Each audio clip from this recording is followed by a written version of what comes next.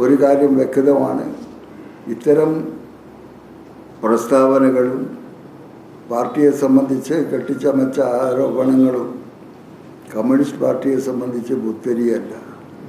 എത്രയോ ആരോപണങ്ങൾ ഇതുപോലുള്ളത് കേട്ട് തടപ്പിച്ച പാർട്ടിയാണ് കമ്മ്യൂണിസ്റ്റ് പാർട്ടി.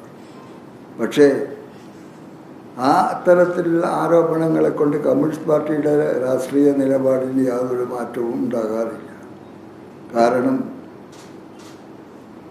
ഇന്ന് രാജ്യത്ത് നിലനിൽക്കുന്ന സ്ഥിതിഗതികൾ വിലയിരുത്തിക്കൊണ്ടാണ് പാർട്ടി തീരുമാനമെടുക്കുന്നത്.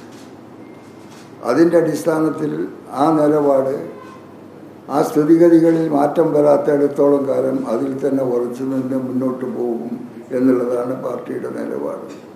അപ്പം അതുകൊണ്ട് പാർട്ടിക്ക് ഒന്നേ പറയാനുള്ളൂ, ഈ രാജ്യത്ത് വളരെ മോശപ്പെട്ട അവസ്ഥയിലാണ് രാജ്യം നിൽക്കുന്നത് എന്നുള്ളത് നമുക്ക് എല്ലാവർക്കും അറിയാം.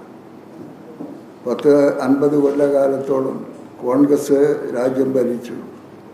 ആ ഭരണത്തിൽ ഒട്ടേറെ പ്രശ്നങ്ങളുണ്ടായിരുന്നു, എതിർപ്പും സമരങ്ങളൊക്കെ. പക്ഷേ അതിൽ നിന്ന് വ്യത്യാസപ്പെട്ട ഒരു ശക്തിയാണ് ഇന്ന് ഭരിക്കുന്നത്.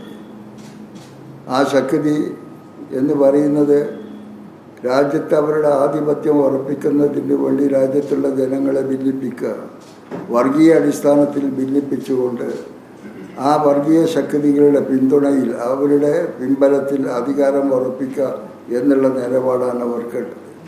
അതുമായി വിട്ടുവീഴ്ച കൂടാതെ ആ നയത്തിനെതിരായി പോരാടിക്കൊണ്ടിരിക്കുന്ന പാർട്ടിയാണ് CPM. ആ CPMനെയാണ് ആ RSSO അതല്ലെങ്കിൽ അതുപോലുള്ള വർഗീയ ശക്തികളുടെ കൂട്ടത്തിലേക്ക് അതല്ലെങ്കിൽ അവരുടെ പ്രവർത്തനത്തിലെ പങ്കാളികളാക്കി മാറ്റാൻ ശ്രമിക്കുന്നത്. അപ്പോൾ ഇത് വസ്തുതാവിരുദ്ധമായിട്ടുള്ള പ്രചരണങ്ങളാണ്. പാർട്ടിയെ സംബന്ധിച്ചിടത്തോളം ആ നിലപാടുകൾ തള്ളിക്കൊണ്ട് മുന്നോട്ട് പോകുക എന്നുള്ളതാണ് പാർട്ടി എടുത്തിട്ടുള്ള നിലപാട്. ഇനി അതുമായി ബന്ധപ്പെട്ട പ്രശ്നങ്ങൾ ഇവിടെ ജില്ലാ സെക്രട്ടേറിയറ്റ് മെമ്പർമാരും സംസ്ഥാന കമ്മിറ്റി അംഗവും അവർ നിങ്ങളോട് വിശദീകരിക്കും.